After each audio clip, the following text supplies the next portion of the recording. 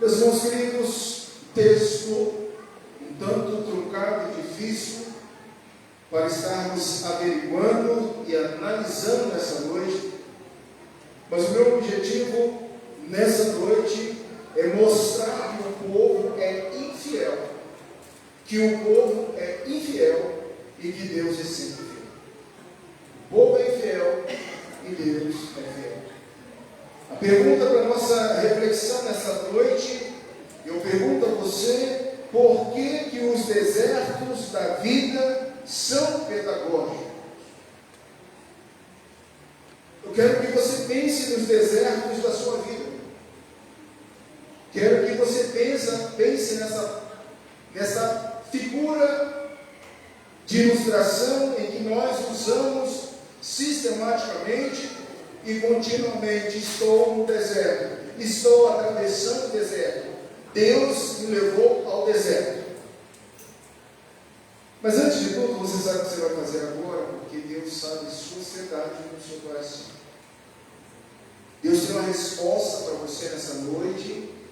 Deus quer falar com você através da palavra de Deus. Deus quer te iluminar, porque a Bíblia ela é inspirada. Então peça ao Senhor: Senhor, fale comigo, teu servo, tua serva veio nessa igreja, nessa noite, para ouvir algo que tu tens para mim. Então peça ao Senhor. Senhor, teu texto já foi lido. Ilumina, Senhor, cada irmão, cada irmã. Ilumine, Senhor Deus, cada servo do Senhor que aqui se encontra nessa noite. Traz luz ao nosso pensamento, como tu mesmo, ó Deus, colocaste no coração do profeta Oséias, que ele pudesse não simplesmente escrever as profecias, mas que Oséias pudesse vivê-las. Queremos, ó Deus, também entender o que Oséias está falando nesse capítulo de número 2, e especialmente aplique em nossos corações a tua palavra, Senhor. Sem aplicabilidade, sem instrução, sem a prática, Senhor Deus, o texto será meramente texto, não mudará e nem, ó Deus, modificará a nossa existência e o nosso coração. Obrigado, Senhor. Continue falando com todos, em nome de Jesus. Amém. Se eu perguntasse a você, meu amado irmão, qual o maior deserto do mundo, talvez viria na sua mente alguns desertos que você já ouviu. Se você pensou imediatamente no deserto da Antártida, que dificilmente vem à nossa mente essa palavra, porque associamos a Antártica a um polo, e nunca a um deserto, mas o maior deserto que existe é o deserto da Antártica, com aproximadamente 14 milhões de quilômetros. O clima na Antártica é de muito frio. A terra, com baixa temperatura, chega a menos 89 graus Celsius. Além do frio extremo, e também extremamente seco em alguns lugares, algumas áreas, de milhões e milhões de anos, como chamamos, vales secos da Antártica. O deserto pode ser gelado, pode ser frio. O segundo é o Ártico, com 13,7 milhões de quilômetros, onde as temperaturas são baixas, não tanto como a Antártica, mas chega a menos 40 graus. Você conseguiria sobreviver a menos 40 graus no inverno? E essas áreas lá são também áreas diversificadas, onde as pessoas sofrem com muitos frios, passam frios. Os povos indígenas daquela localidade ali, de várias comunidades, eles lutam com gelo, com frio, para sobreviver. Provavelmente você tenha pensado no Saara. E se você pensou no deserto do Saara, tem uma informação para você. Esse é o terceiro maior deserto existente no mundo. Não é o primeiro. Ele é o primeiro na questão seca. Não é frio, mas é calor. Mas comporte aí uma área de cerca de 9 9,2 milhões de quilômetros. Quando eu olho para esse texto, eu vejo que Oséias está mudando o seu foco agora, e na profecia de Oséias agora o que você tem é que ele vai deixar de abordar os filhos para abordar Gomer, a esposa. É como se ele dissesse para Jesiel, o filho mais velho: repreenda a vossa mãe. A mudança agora, meus irmãos, como nós vimos no contexto anterior, o texto de capítulo 1, 10, versículo 10, verso 11, verso 2, da abrangência da graça, que foi o nosso último sermão no domingo passado, nós verificamos que a graça, ela inclui ser filho do Deus vivo. A graça inclui como filhos de Deus vivo, e isso é maravilhoso demais para todos nós. Vimos também que a graça está em congregar todos os filhos de Deus debaixo de uma só cabeça, que é Cristo Jesus, verso 11. E também vimos no domingo passado que a graça de seus favorecidos, de seus povo dele. A gente termina, irmãos, o capítulo de número 1 expressando a graça do Senhor em relação àqueles filhos, em relação à igreja, dizendo: eu restituirei, eu celebrarei um povo diferenciado, em que eu serei o pastor daquelas almas, daquelas vidas. Assim, a graça para os filhos de Deus está em congregar-se, submeter-se ao senhorio de Cristo e, altamente, ser o povo favorecido, o povo de propriedade exclusiva de Deus. Mas o meu resumo nessa noite é: o pecado original gera transgressões atuais renováveis. O pecado original gera todas as transgressões atuais que são renováveis. A gente vai observar isso no desenrolar do capítulo de número 2, do verso de número 2 até o verso 23. Portanto, meu tema nessa noite, à luz do versículo 14, e eu chamo você para dar uma olhada no verso 14, portanto, eis que eu atrairei e a levarei para o deserto e lhe falarei ao coração. Eu quero falar com você sobre o deserto. Você já foi levado ao deserto? Quando foi a última vez que você atravessou o deserto? É interessante notar que o deserto é um lugar onde Deus trabalha de forma pedagógica.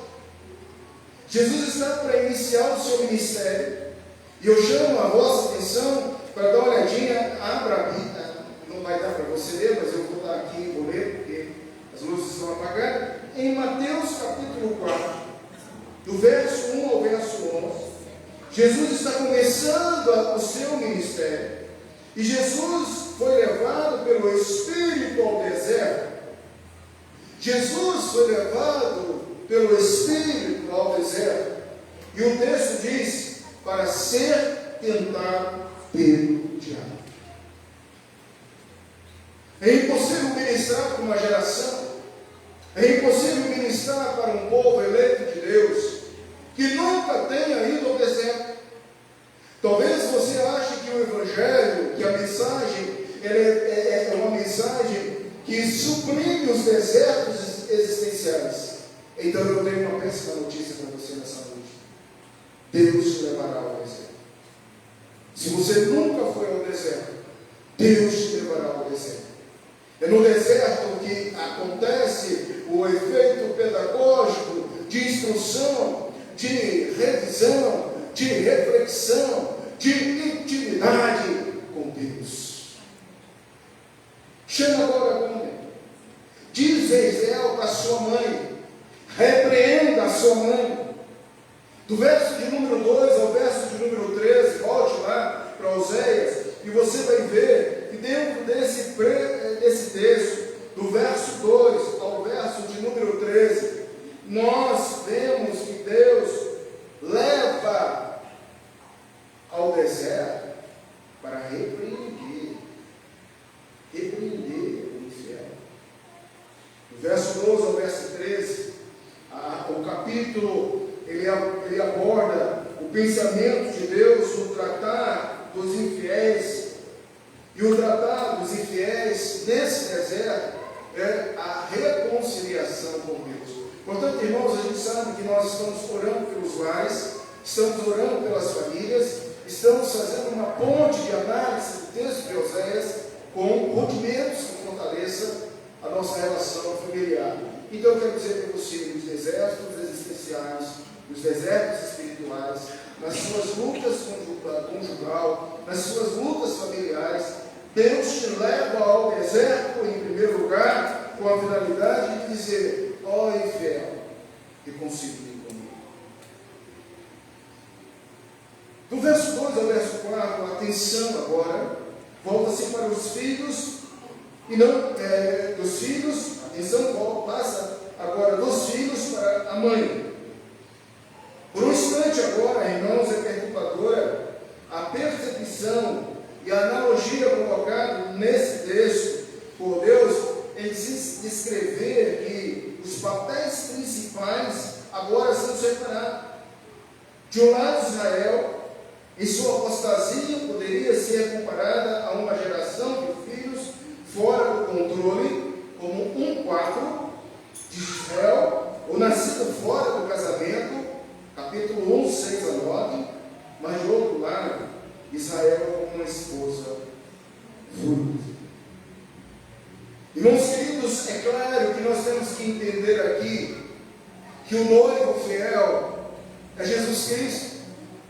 É evidente que na sua mente você tem que entender que essa profecia é direcionada para a igreja, para a noiva, para aquela escolhida, eleita, tratável, em que Deus leva para o deserto para trabalhar a infidelidade no processo de reconciliação. Ora, meus irmãos queridos, no grito inicial, em que ele começa no verso de número 2, eu tenho que grifar com o meu lápis, com a minha caneta, repreende. Duas vezes o profeta diz: repreenda a mãe, repreenda a Gomer, é uma esposa infiel, volúvel. Repreenda a igreja, pastor. Repreenda as famílias, pastor. Porque há muita infidelidade e transgressão no seio familiar, aonde as pessoas estão brincando com Deus. Uma palavra exposta hoje no Salmo de número 12, que foi reverberada na minha turma de catecúmenos e que na minha cabeça até agora está reverberando, é a qualidade daquele que vai brincar com a palavra de Deus, que vai ser bajulador com a palavra de Deus, que vai ser alguém que vai ludibriar com a palavra de Deus. O Salmo de número 12 termina com uma palavra que eu fiquei aqui, eu fui buscar na hora o significado da palavra vilania. O salmista termina dizendo: a minha igreja, os mestres, os pastores, os presbíteros, os pregadores, os querigmas, são vilãos. E a vilania se estendeu por toda a terra. Está Deus agora falando que Ele conduz a sua igreja ao deserto, para que ela possa reconciliar com Deus, deixar de ser uma igreja infiel. No caso, veja, irmãos, alguma pergunta pode ser estendida dentro desse contexto.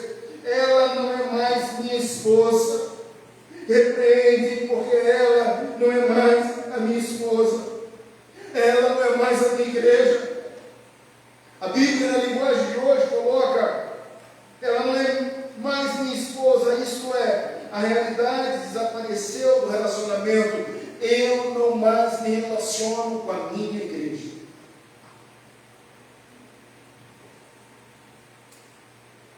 Deus leva a igreja, irmãos, para o deserto, em primeiro lugar, para repreender faz você ir ao deserto, porque Ele quer te ensinar alguma coisa. Deus nos leva ao deserto, porque Deus nos ama. Há quantos são filhos de Deus, são corrigíveis por Ele. E no deserto há a repreensão de Deus, visando uma reconciliação. Está passando pelo deserto, está passando pela luta, está numa vida de desgraça total. Na essência da palavra desgraçado, desgraça, significa sem graça, sem cáries, sem a graça do Senhor. Isso significa desgraçado, sem a presença do Senhor. Num outro sentido, fala da destruição total, como cena do deserto 3b. Para que eu não deixe despida e ponha como no dia que nasceu, e torne semelhante a um deserto. E aqui Oséias diz que estava passando na cabeça de Deus, é que a igreja ficaria seca, morta, sem vida. No deserto você tem vontade de beber água. Está sedento. No deserto não tem. No deserto da sua vida, você passa por lutas para que Deus possa trabalhar no processo da reconciliação com Ele. Filho, filha, levo-te ao deserto, para que você possa olhar com as lentes de Jesus, como Ele atravessou e venceu a tentação do deserto. Em nenhum momento você vê Jesus no deserto desconectado com o Pai, desconectado com a Bíblia. Nem só de pão viverá o homem. Ao Senhor teu Deus adorarás, e é só Ele prestais culto. Ó Satanás, não tentarás o Senhor. Irmãos queridos, Deus nos leva ao deserto. E o desejo aqui que Deus tem para que possamos entender nesse contexto de infidelidade do povo e fidelidade de Deus, é que nem os desejos sexuais da carne, como ele coloca no verso de número 5, ela se constituiu, nem mediante ao que diz o verso de número 12, que expressa: devastarei a sua vide e a sua figueira, de que ela diz: esta é a paga que me deram os meus amantes. Quando olhamos, irmãos, para o contexto, entendemos que não é a carne, não é aquilo que está em volta da circunstância, mas sim as motivações que advêm, um processo pedagógico, visa recompensar, visa transformar, visa recuperar, visa restaurar a vida espiritual com Deus. Desse ponto, como nos outros da história, parece como um filho pródigo que voltou para casa, não por amor, mas porque, como afirma o verso 7, melhor viria então do que agora. Eu agora estou comendo bolotas de porcos. Fui humilhado, perdi a minha dignidade. Voltarei, porque a minha vida era bem melhor. No deserto, há espaço para você refletir. No processo de retorno, no processo de encontrar-se com o Senhor. Mas em segundo lugar, no deserto, além de Deus repreender o infiel, Deus fala ao coração do infiel. Do verso 14 ao verso de número 12, o texto agora expõe para todos nós a ação de Deus falar ao coração. Então observe, meus irmãos, portanto, eis que eu a levarei para o deserto, grifo, e falarei ao coração. Se você está passando um deserto na sua vida, Deus está te repreendendo. Se você está passando um deserto existencial da sua vida, Deus está falando ao seu coração de forma extraordinária, poderosa. Dos versos 14 ao verso de número 17, existe uma paixão sadia, como está implícito no hebraico, eu atrairei, verso 14. Bem como uma nociva, pois o verdadeiro amor não deve ser menos arrebatador do que o falso, apenas mesmo desamportador. O Senhor agora, por sua vez, ele diz no verso 14 enfático, eu, aqui temos uma expressão idiomática que significa eu falarei com ternura, eu corrijarei, eu confortarei aquele coração. Você está no deserto da sua vida? Quais são as vozes que você está ouvindo no deserto? Se o Senhor está a falar ao seu coração, Ele quer com ternura cortejar e dizer, filho, eu te levei ao deserto, porque eu quero falar para o seu coração. O homem não era de todo o coração do profeta. Render-se ao Senhor, eu me rendo ao Senhor. Um aspecto da adoração, irmãos, é render ao Senhor. Um aspecto da adoração, queridos, é sentir que o Senhor está ao nosso lado, nos ajudando, nos abençoando. É no deserto que aprendemos com ternura a ouvir a voz do Senhor. Quando observamos, portanto, que a partir da tragédia em que estava anunciada ali, uma vida arruinada, ou retomada do espírito de peregrina e da promessa que ela havia tido sobre a sua juventude, aqui receber pela primeira vez o oferecimento de que Cristo estaria recuperando, ou de que Deus estaria demonstrando o seu andar de novo com aquela pessoa. Lembro-me de ti, da tua afeição quando jovens, e do teu amor por noiva, e de como me seguia no deserto, numa terra em que se não servia. Isso é fala do profeta Jeremias, capítulo 2, verso 2. Portanto, queridos, agora a partir da tragédia e do exílio, o Senhor planeja criar uma nova era tão frutífera como aquela do Êxodo. A promessa do retorno, a promessa em que eles de novo desfrutariam de vinhas, verso 15, que se estragou no primeiro processo vitorioso, não precisa mais agora de uma demonstração além de que o Senhor do passado restabeleceria o futuro de Israel, do Velho Testamento. Quando nós observamos isso numa analogia com a igreja, Deus leva a igreja ao deserto para que ela possa voltar, se para em. E tudo que Deus quer é falar ao nosso coração.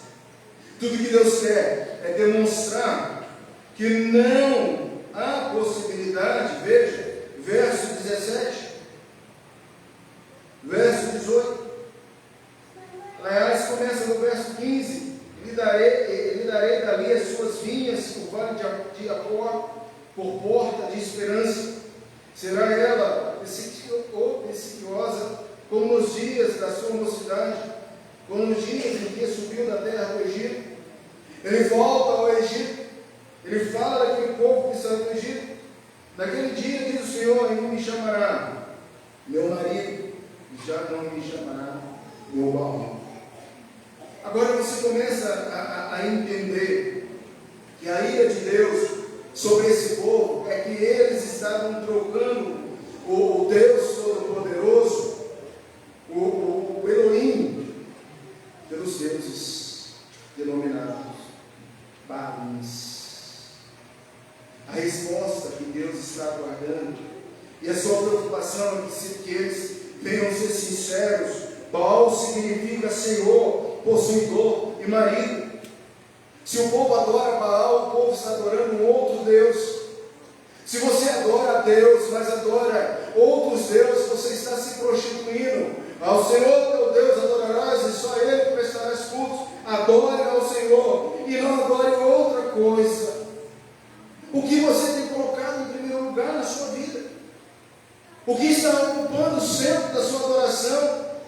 que está roubando a sua preocupação. Filho, irmão, hoje adore a Deus e diga: Senhor, não há outro Deus como digno de ser louvado e adorado. Essa mancha se espalhou por todo Israel. Sempre que o nome Baal se sobrepôs a uma imagem pagã ao nome de Yahvé, acrescentou-se a adoração, ritos pagãos, ao puro culto a Deus. O que estava associado ao culto a Baalins era tudo aquilo que Deus detestava. Era a prostituição, as prostitutas cultuais, era o sacrifício dos meninos, das crianças, eram as idolatrias que eles acendiam, as velas que se dobravam diante dos deuses, dizendo: ah, Baal é o meu Deus, ah, Baal tem poder, ah, Baal é o Deus da terra que é fértil, que vai nascer a vegetação, que vai nascer a agricultura. Então, meus queridos, não tem como não entender o que Deus está trabalhando aqui no capítulo de número 2 e nos levando ao deserto com esse povo. Mas há esperança. Deus fala ao coração do povo. Olha o verso agora da mulher, verso 18 e verso 19.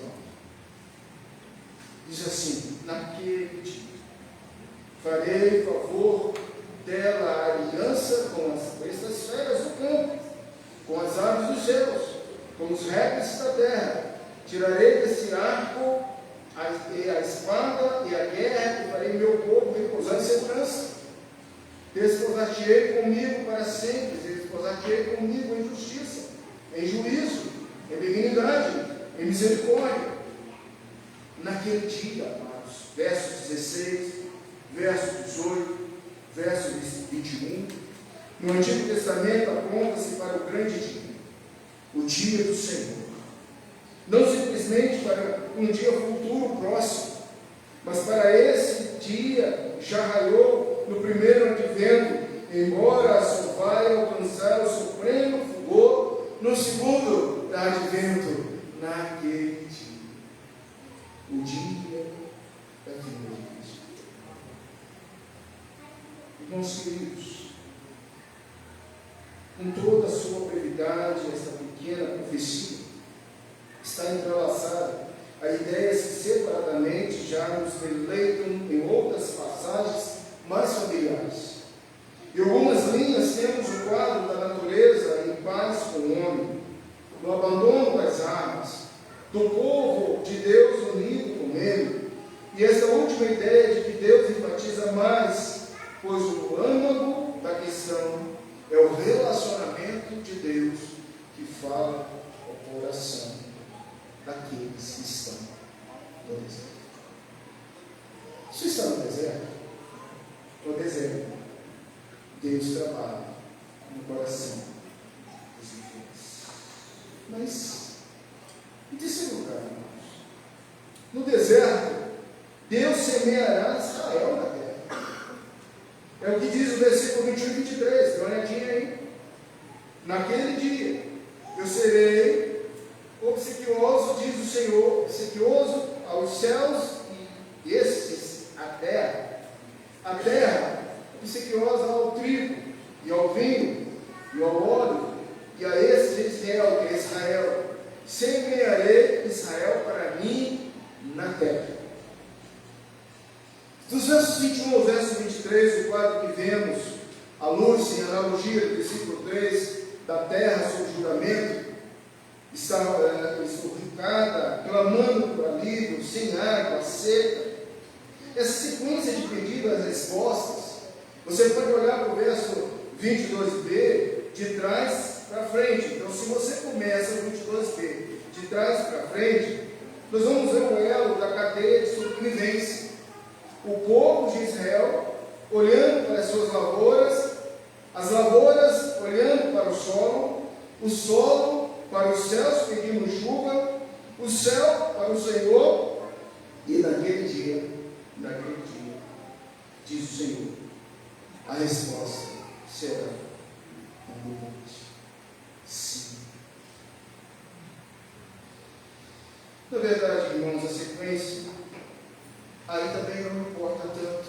Pode ser na sequência normal ou a sequência como eu coloquei. Mas o que importa para nós acertadamente é que tudo começa com o Senhor. O Senhor. O Senhor dá o primeiro passo. O Senhor leva ao deserto. O Senhor repreende o infiel. O Senhor fala ao coração do infiel. E o Senhor, em terceiro lugar, agora vai semear Israel. Vai semear os infiéis, reconciliados com o Pai. Portanto, há esperança para a sua casa. Há esperança para você que está vivendo no deserto. Porque é o Senhor. O Senhor que está trabalhando. O Senhor que está realizando. Na verdade, nós podemos ver que as promessas de tempos melhores virão. Percebe-se que não há uma resposta ao politeísmo. Não há espaço para Baal ou Baalins, mas somente há espaço para Deus vivo, soberano. Esse Deus soberano. Amados, agora note que além do significado de Israel ser uma lembrança de Jeú e seus massacres, o nome assume agora duas raízes hebraicas que formam Isri, que Deus semeará, ou que Deus semeia. Deus agora transforma isso numa promessa de que sua terra, a muito arruinada, deserta, será novamente semeada e habitada. Eu creio, irmãos, que Deus faz isso não só com vidas individuais, mas Deus faz isso com famílias que são levadas ao deserto, de lares que são levados ao deserto.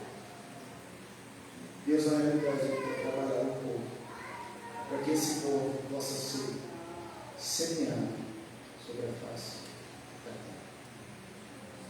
Você é um chamado por Deus, o eleito por Deus. E ir ao deserto, irmãos, e sofrer a correção pedagógica de Deus. É no deserto que Deus salva. Foi no deserto que houve a aprovação de Josué e Caleb. Foi no deserto que houve a reprovação de Moisés. Foi no deserto que Jesus, ele venceu Satanás. Ele foi conduzido pelo Espírito Santo ao deserto para ser tentado. E isso há de acontecer com todos nós. Processo pedagógico, para que no deserto venhamos ser semeados. Isso leva ao ponto que já não estamos mais, por acaso, num relacionamento com Deus, com Israel, foi no passado, mas descobrimos diretamente que estamos envolvidos com um Deus do Novo Testamento, esse bem-vindo lar, que todos aqueles que têm a palavra de Deus para nós, para os nossos filhos, para todos quantos são chamados, para todos nós, como cita o apóstolo Paulo em Romanos 9, 23 a 26, a livre graça de Deus que não merecemos, Ele então nos conduz para que possamos ter vitória. E Pedro mostra que em Cristo somos não apenas reconciliados, mas que também incorporados a uma raça eleita, a um povo de propriedade exclusiva de Deus. Mas se esses capítulos só nos fazem contemplar como Deus agiu com as 10 tribos, é que nós precisamos se obedecer e sermos trabalhar no nosso relacionamento com Deus. Deus nos repreende, Deus fala no nosso coração, Deus quer nos semear um povo especial dele, porém nessa terra. A confissão de fé do evangelista, quando ele trabalha sobre a queda, o homem, o pecado, o seu castigo, no quarto tópico desta corrupção original, do pecado original, pelo qual ficamos totalmente indispostos, incapazes e adversos a todo bem, inteiramente inclinados a todo mal, e que procede de todas as transgressões atuais, por causa do pecado original. Portanto, por causa do pecado original, é preciso correções pedagógicas. Ninguém pode dizer, irmãos, que já é 100% santo. Ninguém pode dizer que não tem pecado. Ninguém pode apontar o seu dedo para outra pessoa. Porque o pecado original se faz presente. E numa força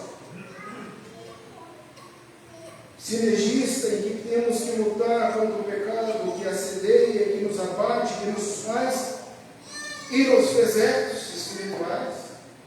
Entendemos que Romanos 5, 6, 7, 18, 8 e 7, Paulo diz: porque Cristo, quando nós ainda nos éramos fracos, morreu a seu tempo pelos ímpios. Porque sei que em mim, isto é, na minha carne, não habita bem nenhum, pois o querer o bem que está em mim, não, porém, o efetuá-lo. Por isso, tenho pendor da carne, que é inimiga de Deus. Tiago 1, 14, 15. Ao contrário, cada um é tentado pela sua própria cobiça, quando essa o atrai e seduz. Então a cobiça, depois de haver concebido dar luz ao pecado, uma vez consumado, gera morte. Em Mateus 15, verso 19. Porque do coração procede os maus desígnios, homicídios, adultérios, prostituição, frutos, falsos testemunhos, blasfêmias, e eu coloco um grifo meu pessoal. Os valores estão. Os valores estão. Quando tendemos a essa coisa. Eu quero concluir nossa reflexão. Por que os desertos da vida são pedagógicos? Responda. Por que é preciso ir ao deserto? Por que os desertos da vida são pedagógicos?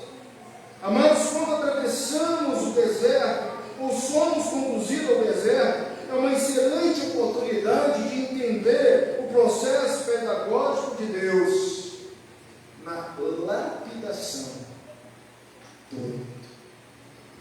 O eleito vai ao deserto. E no deserto, Deus está nos lapidando.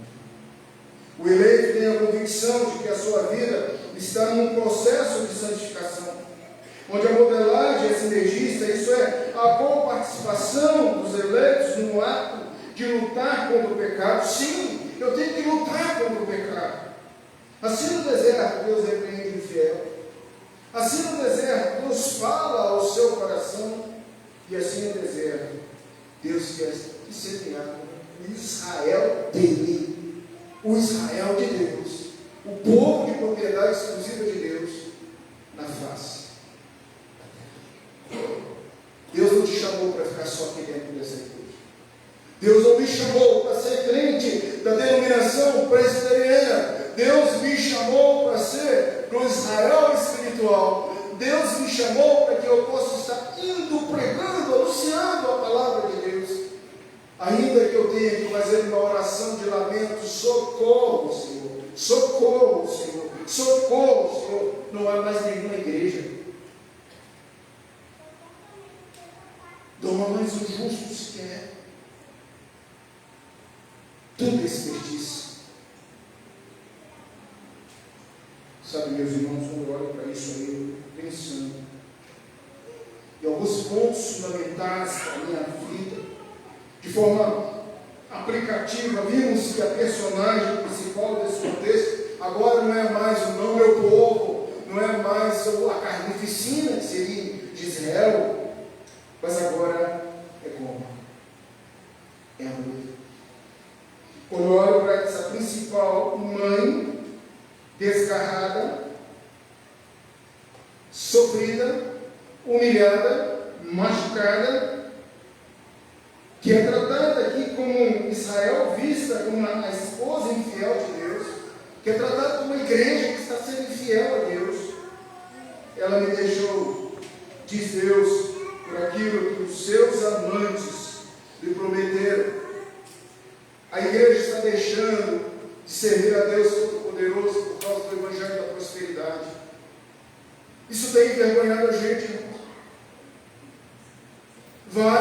Vem para a minha igreja, que eu vou te dar isso, vou te dar aquilo. Vem para a igreja, que Deus, Ele é obrigado a fazer isso, fazer aquilo. Sua vida vai mudar.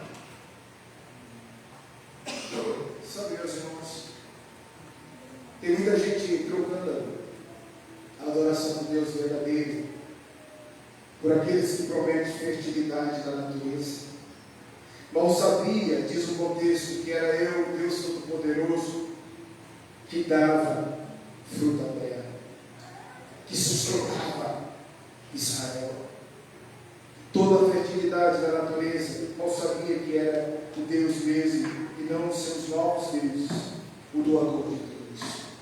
Portanto, impedirei o fluxo da natureza, até que não tenha mais nada além de vergonha. No deserto, a vergonha é revelada diante de Deus. Então, eu cortejarei novamente. Então, eu firmarei e aceitarei como a igreja.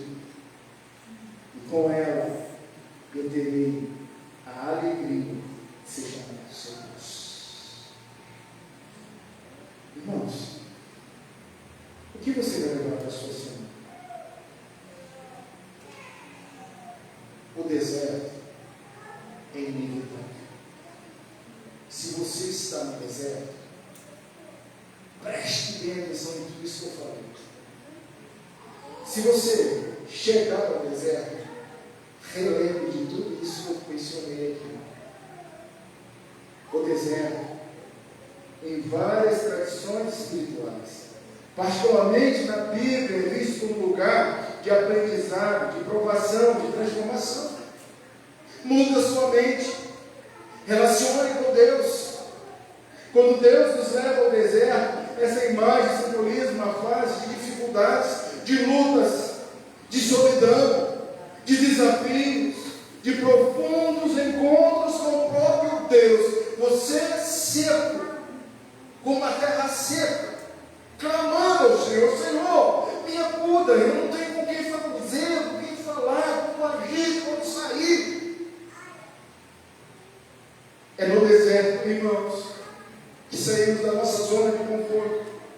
Esses períodos mais difíceis que sejam, tendem a ensinar lições profundas de um papel de renovação espiritual. Aqui estão algumas lições que eu sugiro para você no deserto espiritual. Primeiro, note aí, no deserto, você tem que ter dependência de Deus. O deserto é um lugar onde todos os recursos são escassos, simbolizando a necessidade de depender exclusivamente de Deus para suprir as nossas necessidades mais essenciais. É no deserto que se aprende que as forças próprias muitas vezes não são suficientes e que a ajuda divina é fundamental. Está no deserto? No deserto, nós temos o silêncio, a solidão. Torna-se mais difícil confrontar-se com os próprios medos, limitações e fraqueza. Mais fácil o confronto: eu sou medroso, eu sou limitado, eu sou fraco. Esse espaço interior permite que as pessoas se conheçam melhor e se compreendam o que realmente importa na vida. É no deserto que você passa a ter um autoconhecimento de si mesmo. E quando a gente estuda as Escrituras de Calvino trata que esse é o princípio basilar da fé. Conheça-te a ti mesmo e conhecerás Deus. Quanto mais você olha para você, você percebe que você não é ninguém, que você depende da graça de Deus. Eu sou o vermezinho, a gotícula. Eu não sou nada. É no deserto que é o fortalecimento da fé e da paciência. É no deserto que é a humildade. É no deserto que é a renovação e o crescimento espiritual. Porque Deus promete tirar Gomer do deserto. Deus promete tirar a sua casa do deserto. Deus promete tirar a sua vida do deserto. O problema é que as pessoas, quando saem do deserto, esquecem de Deus. Voltam às suas práticas normais. Voltam a adorar Balins. Não se prestam mais a adorar o Senhor, porque tudo passou e tudo se fez novo. Então eu esqueço do deserto. Após o deserto surge uma nova visão da vida, mais clara e com mais propósito renovado. Esse tempo de provação pode ser como uma purificação, onde se deixam para trás hábitos, pensamentos, atitudes que não contribuem para o bem espiritual e relacional.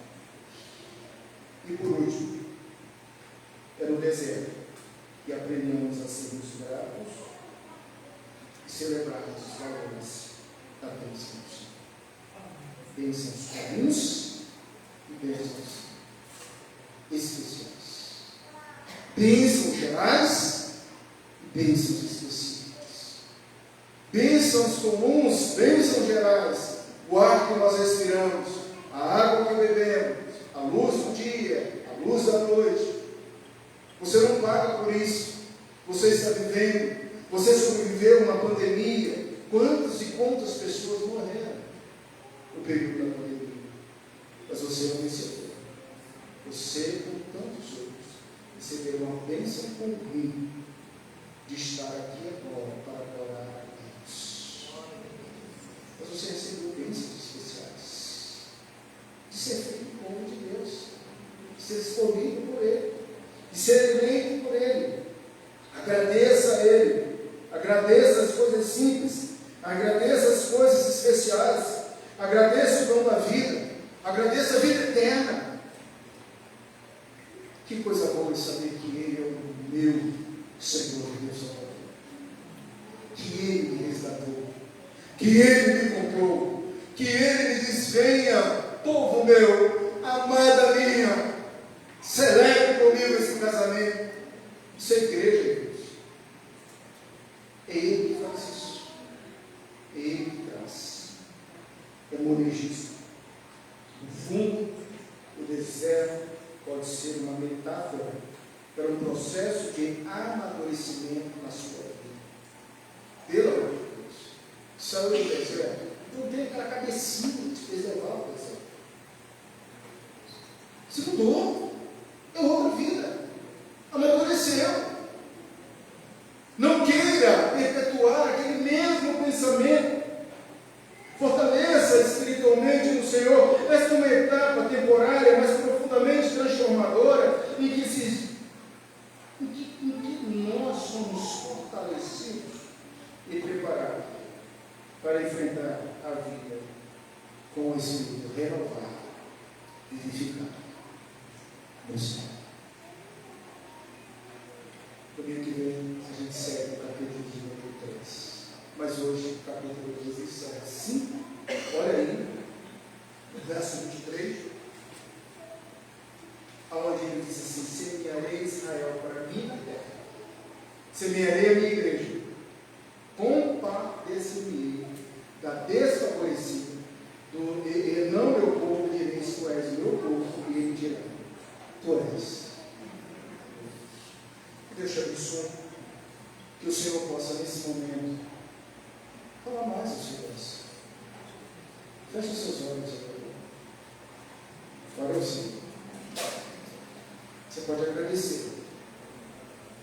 Ele te ama de uma forma tão especial. Ele ama a igreja espalhada por essa terra. Ele ama a igreja.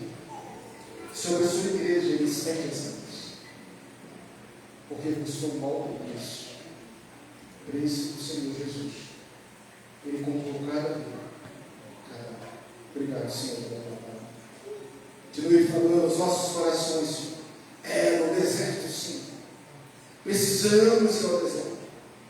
Para que possamos entender, Senhor, como tu queres relacionar conosco, como tu queres falar ao nosso coração, e como sairemos amadurecidos para sermos espalhados por essa terra. Nós te louvamos, ó Deus, em nome de